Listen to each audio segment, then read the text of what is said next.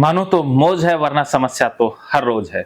राधिका जी को भी है ओसीडी और काफी समय से है। और ओसीडी भी ऐसी अजीबोगरीब कंटेमिनेशन ओसीडी है, लेकिन कंटेमिनेशन ओसीडी में ट्रिगर बहुत तरह के होते हैं। किसी को सूसू पोटी से डर लगता है, ज्यादातर इंसान की पोटी सूसू ही गंदे लगते हैं, लेकिन राधिका जी को बंदर की पोटी सूसू से प्रॉब्लम है। ये भी ओसीडी के अंतर्गत आता है। तो राधिका जी अपनी पूरी प्रॉब्लम बताएंगी विस्तार से। तो राधिका जी बचपन से अब तक कैसे शुरुआत हुई, ए टू जेड डिटेल में सब कुछ बता दीजिए। बचपन में तो सब कुछ ठीक था, मतलब कि छोटे पे तो इतना कुछ पता ही नहीं चला। 12th वगैरह मतलब की क्लास तक कुछ नहीं था। शादी के बाद भी कुछ नहीं था। हाँ। फिर उसके बाद मुझे ऐसा लगता है, मेरे को जब ध्यान मैंने सोचा कि मेरे को कहाँ से मतलब की शुरुआत पानी हुई। ले आना और चाय बनवा लेना अपने लिए, ठीक है? उनको कह देना है। कहाँ से? अच्छा अच्छा।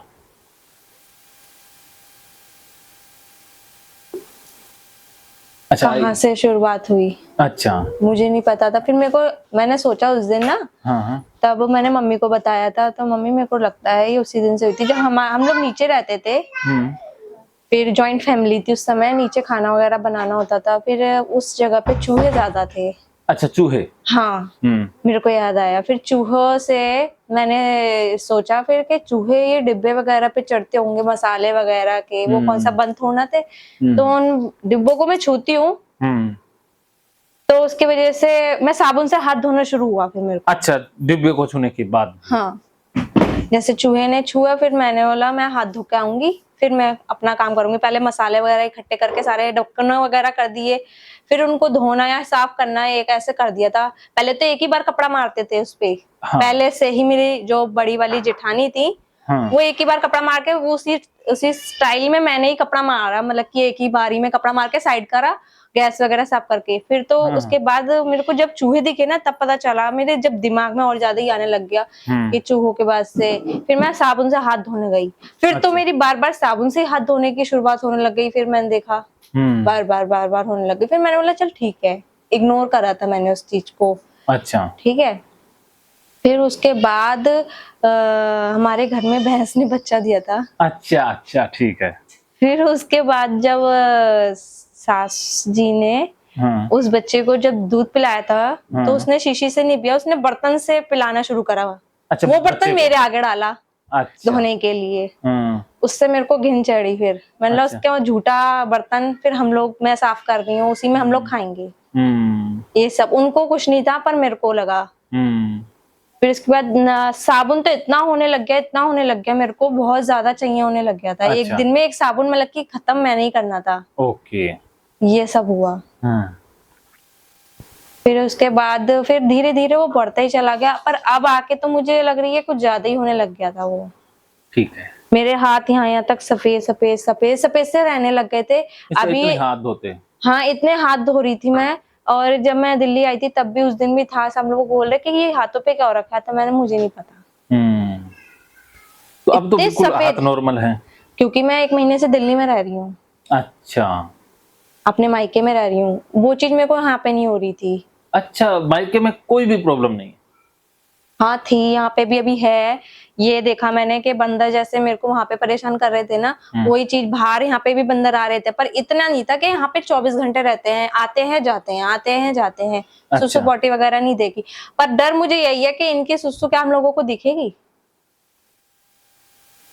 करने के बाद दिख जाएगी, कहीं पे भी करके जाएंगे तो। हाँ। ना ही मैं नंगे पैर चल सकती थी। अच्छा। मेरे को नहीं अच्छा लगता नंगे पैर निकलना, ना ही मैं चलने देती थी, मतलब कि अपने हस्बैंड को या फिर अपने बच्चे को। ये था कारण, यही कि बंदर का सुसु। फिर अब हाँ, फिर सर सबसे ज्यादा परेशान जो मुझे, उन चीजों को मैंने झेल लिया, साबुन सरफ वगैरह, कपड़े वगैरह धोने, नहाना धोना सब कुछ मैंने सही कर लिया, अपना जो करता था जैसे करना था कर लिया, जितना टाइम लेना था ले भी लिया मैंने। पर ये सबसे ज्यादा परेशानी मुझे इस बंदरों की सुसु से हुई, क्योंकि मेरे को फिर हर जगह पे दिखाई देने लग गया वो। इससे मुझे प्रॉब्लम हुई है। हर जगह पे नी भी कर रहा है तब भी मुझे दिखाई दे रहा है वो। तब मुझे डर सा लगा अपने आप ही, ये हुआ क्या है मेरे साथ में। जब वो आपको फोन करा था, मतलब कि 1 महीने से तो कुछ ज्यादा ही हो गया था। 1 महीने मैंने खुद देख लिया। 1 महीने से, जब मेरे बेटे की छुट्टी पड़ी है, उससे पहले कुछ नहीं था इतना। छुट्टी पड़ी है उसके बाद 1 महीने में ये सब हुआ है मेरे साथ। ऊपर देख देख के कपड़े धोना, कहीं करना रहा हो पता भी नहीं चलेगा, एक बूंद भी गिर गई तो कपड़ों में, कपड़ों को बार बार धोना, कपड़ों को बार बार धोना, और सिर धो के नहाना। अच्छा। रोज सिर धो के नहाना, रोज। बिना सिर धोए तो नहाना हो ही नहीं पाता है। ये हो रहा था सर। फिर मेरे को बहुत सर, एक दिन फिर रात को भी ये परेशानी कि रात को भी अपने सपने में भी यही सब आ रहा है सर। अच्छा। सपने में भी मेरे को सब कुछ सोने भी नहीं दे रहा सही से ये। अच्छा, सपने में भी बंदर? हाँ, बंदर क्या, यही सब चीजें कि मैं ये सब चीजें कर रही हूँ, यहाँ पे ये है, यहाँ पे ये वो होगा। एक दिन तो मैंने किचन में से बर्तन, जो आपको जाल दिखाया है मैंने बोला ये खुला हुआ है। इतना डर, इतनी वो हो गई सर मेरे को इस चीज की। तभी मेरा अजीब सा लगा, मेरे को लग रहा है मेरे को कुछ हुआ हो रहा है, मेरे को लग रही है मेरे को। अच्छा। क्यों? जब वो मैंने बर्तन रात को उठा के अपने पास रखे, वो झूठे बर्तन, जबकि मैं रखती नहीं थी ऐसा कुछ, ऐसे ही छोड़ देती थी मैं अपने बर्तन, क्योंकि बंदर आएगा ही नहीं। और मुझे रात को उस दिन क्या हुआ पता नहीं, तभी तो मैंने आपके पास कॉल करा था। फिर जब ये परेशानी मुझे खुद लगी इतनी ज्यादा, मैंने ना कुछ हो रहा है, ऐसे तो और ज्यादा ही वो हो जाएगा मेरे को। सही कहा। रात को फिर मैंने वो बर्तन रखे कि इसमें अगर सुसु कर देगा, बताओ, इतना वो हो गया मेरे को। हाँ। अजीब सा, मेरे को खुद ही अजीब सा लगा सर, ये क्या करा मैंने। तब सर मैंने आपको कॉल करा, फिर आपसे मैंने सारी बात बताई, आपने पूछी, तब मैंने बोला मेरे को वहीं पर ही जाना है, चाहे कोई कुछ भी कहे, मेरे को वहीं पर ही जाना है। सब कह भी रहे थे, गुस्सा आता है किसी को तो वो सब कह ही जाते हैं, ऐसा कुछ नहीं है, इन तो अपनी बुद्धि खराब करी है खुद तुमने। अच्छा, दूसरे भी इस बात को समझ नहीं पाते हैं? नहीं समझ रहे थे सर। आते आते भी सब चीज हुई है। अच्छा। आते आते भी सब चीज हुई है। वो तो सर जिसके ऊपर बीत रही होती है ना ये चीज, दिल के ऊपर, उसको पता होता है। मैं आपके दर्द को समझता हूँ, क्योंकि आपके। पर सर ये बीमारी होती कैसे है, पता ही नहीं चलता, इस जाल में फंसते चले जाते हैं। बस एक दिन वो शुरुआत हो गई, वो क्योंकि इतना वहम सर, इतना वहम कि सरफ के डिब्बे अगर मैं खोल रही हूँ ना, उस ढक्कन में भी मेरे को ऊपर से क्या लगता है, वहां पे खड़े होके कि ऊपर से सुसु कर। बताओ। फिर उसके बाद जब से आपसे बात हुई, उसके बाद मैंने ऐसा करना छोड़ा। मतलब ठीक है, मेरे को सुसु में ही रहना है, मेरे को पॉटी में ही रहना है। अरे आप सच में फाइटर हैं। फाइटर नहीं सर हो। अरे आपकी बातें मुझे याद है, आपने पता है क्या कहा था? आप रोगे इस बीमारी ने ना सर, इस बीमारी ने मुझे सबकी, मतलब कि पापा की क्या, मम्मी की क्या, भाइयों की क्या, हस्बैंड की क्या, सबकी इतनी बुरी बुरी मतलब शब्द बोले उन लोगों ने ना। ये किस बीमारी की वजह से मैंने सबकी सुनी। मैंने बोला आज मेरा दिन है और मेरा टाइम है, भगवान ने मेरे को दिया है। और क्या पता ये क्या करवाना चाहते हो भगवान, ये भी तो नहीं पता। मैंने ये सब सोचा, पर मुझे नहीं पता था कि मैं ऐसा कुछ करने लग जाऊंगी। पंडितानी बोल रहे थे कि पंडित पने में हो ही ज्यादा। पर सर ये चीज है कि घर में कोई कर रहा होगा ना, उसको देख के होएगा कि नहीं होगा? होगा। पहले से मेरे को ये सब नहीं पता था कि बाल्टी मांझ के भी नहाई जाता है सरफ से। पंडित? हम लोग पंडित नहीं है, पर यादव है हम लोग। अच्छा। यादव है हम लोग, पंडित नहीं। मतलब कि पंडित पने पे कहते हैं कि इतने पंडित पने पे रहते हो कि सब चीज मांझ धो के करनी है। पर मेरे को ये सब चीज नहीं पता थी। जब मेरी शादी हुई थी उसके बाद मेरे को ये नहीं पता था कि बाल्टी सरफ साबुन से, क्योंकि वो मैंने बोला क्यों, मैंने जब वहां पे साफ नहीं करी अपने ससुराल में, मैंने बोला क्यों, बाल्टी तो है ये, हमारे यहाँ पे तो नहीं होती साफ। कि तुम्हारे यहाँ पे भैंस वगैरह नहीं है ना, इसमें भैंस पानी पीती है। मेरी जेठानी ने बोली ये बात, उन्होंने बोली इसमें भैंस वगैरह पानी पीती है, मांझ के सरफ डाल के इसको साफ करो, तब कपड़े वगैरह यूज करो। आपको नहीं लगता आपकी जेठानी को आपसे ज्यादा ओसीडी थी? ये और वो झेल लेती है, उसको पता ही नहीं है, वो ज्यादा दर्द में। वो मानती भी नहीं होगी, नहीं,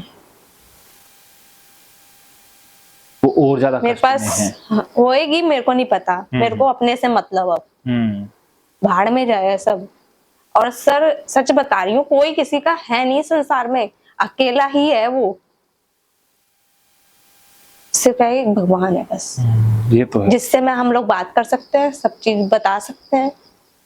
ये तो सब सॉफ्ट फॉर्मेलिटी है कि हस्बैंड, मम्मी पापा सब बना रखा है, ये सब कुछ ये बात सच है, लेकिन ये कड़वा सच है। बहुत। इनको छोड़ा भी तो नहीं जा सकता है, मन तो बहुत करता है कि सब चीज छोड़ दो, पर छोड़ा नहीं जा सकता इनको। उसके ऊपर अगर एक छींट भी गिर गई ना, मेरे को नहीं पता कैसे आई, क्यों आई।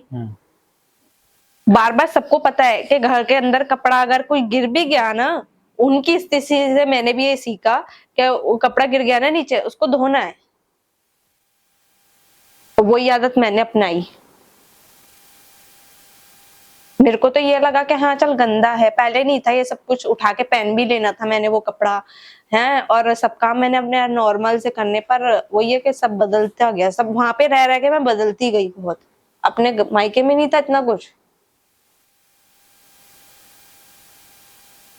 सब लोग वहां पे दिल्ली आके भी यही कहते थे अब दीदी चेंज हो गई है जब से वहां पे गई है। पहले ये सब पता ही नहीं था ये सब कुछ होता है। पर सर मैं अब बहुत परेशान थी, जब से मैंने आपको बताई, इन चीज से ज्यादा परेशान हुई मैं, दीवारों से, मतलब कि इतना वो कि यहाँ पे बंदरों ने टच करा होगा, ये सब चीजें होने लग गई थी। फिर दीवारें भी गंदी लगने लग गई,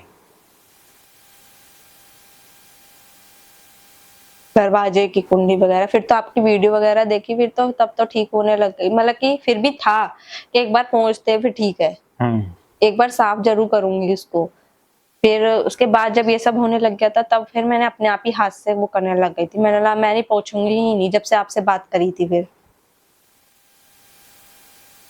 पूरा पूरा दिन इस चीज में सोचने में ही निकलना, पूरा पूरा दिन।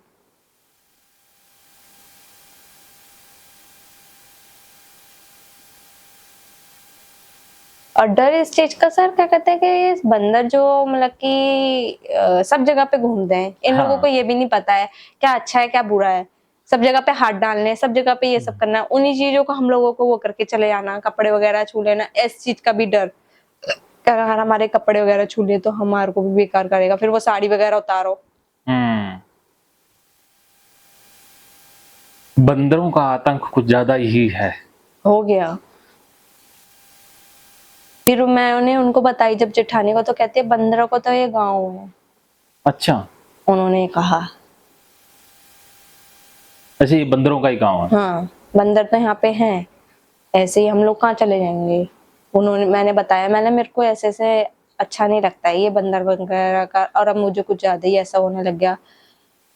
तब वो कहने लग गई कि ना बंदरों को तो गाँव है, बंदर कहाँ चले जाएंगे, हम लोग तो इतने बर्तन धो धो के जाते हैं, हम लोगों को तो कोई परेशानी नहीं है। क्यों कह रही वो लोग नीचे धो के लेके जाते थे, मैं अपने, मतलब कि मेरे कमरे में ही वॉश बेसिन वगैरह लग रखा था, मैं उसी में धोती थी।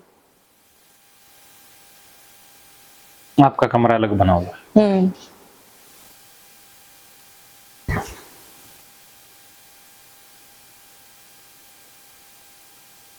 फिर सर ये भी है एक, क्या कहते हैं, है उनको, है सर मैं मानती हूँ उनको 100% है ये बीमारी, पर वो इग्नोर करते हैं, उन्हें ये सब पता ही नहीं कि बीमारी भी है कोई, वो उसे नॉर्मल ले रही है। पर सर संभावना यही है कि आगे चल के बहुत भयंकर होएगा वो सब कुछ। संभावना तो है, लेकिन अभी वो नहीं मानेंगी, उनकी वजह से आप बीमार जरूर हो गई। पर सर मैं ये नहीं कह रही कि मैं उनकी वजह से हुई हूँ, क्योंकि उन्होंने बताया कि बाल्टी धो, तो आपको धोने की आदत हो गई। हाँ, फिर मेरे को सर धोने की आदत हो गई थी वो। मैंने बोला अगर मैं नहीं धोऊंगी तो ये ऐसे वैसे करेंगे, उनका डर, क्योंकि हाँ, वो बड़ी थी। डर में ही ओसीडी पकड़ा जाता है। जो ससुराल के रीति रिवाज हैं, कई बार क्या होता है कि मायके में उतनी सफाई नहीं रखी जाती, लेकिन ससुराल में माहौल ही अलग होता है, और वो कहते हैं ये भी करो, हाथ धो के करो, पूजा करो, नहा के करो, पीरियड के दिनों में ये नहीं करना, वो नहीं करना। तो वो भी ओसीडी में डाल देते हैं। उनकी तो वो रूटीन की बातें हैं, उनके लिए वो नई बात नहीं है, लेकिन आप तो हाँ सर, एक बात की बात मैं बताऊं आपको, याद आ रहा है मेरे को, जब मैं आटा गूंद रही थी, बंदर आ गया था उस समय ऐसे जैसे, और मैं नीचे बैठ के आटा गूंद रही, मेरी चप्पल वहां पे उतर रखी थी, मैंने उस चप्पल से मैंने मारा था बंदर को। उसी से मेरे को जब ओसीडी नहीं थी तब मैंने याद कराया, आपने बोला है तो, हाँ, तब मैंने उसी हाथ से आटा को गूंदा और मारा। गूंदा। पर मेरी जेठानी ने, जो बीच वाली जेठानी जो मेरे साथ किचन का काम करवाती थी, उसने देखा, उसका व्रत था, उसने बोला पूजा ने ना चप्पल से बंदर को मारा, फिर हाथ भी नहीं धोए इसने आटे के। सर देखो, 2-3 है हम लोग, ये 3 है हम लोग। बीच वाली वो मेरे साथ किचन का काम कराती थी, बड़ी वाली वो जो मैं बाल्टी वगैरह मांजना ये सब करवाना, वो बता रही थी, वो भैंस का काम करती थी। तो सर उसने फिर शाम को अलग उस रोटी नहीं खाई, हम लोगों ने खाई, क्योंकि मुझे पता ही नहीं था कि मैंने कब चप्पल से बंदर को मारा। मैंने उससे आटे से लगाया आटा, रोटी मैंने बनाई, ये सब कुछ करा, पर उसने नहीं खाया ना, उसने उसको बताई। उन दोनों ने अपना व्रत अलग आटा मार गूंद के अलग भगवान जी को भोग लगाने के लिए अलग करा और अलग ही खाया उन्होंने। देखो बाद में पता चला मुझे ये बात के, मैंने बोला आज रोटी क्यों नहीं खाई है, कि वो यूं कह रही थी बीच वाली के ना पूजा ने चप्पल के हाथ से आटा सा वो लगाया है। वो बात आपके मन में रहेगी जब मेरे को नहीं पता था ये सब कुछ ऐसा है। लेकिन वो इकट्ठी तो होती रही ना।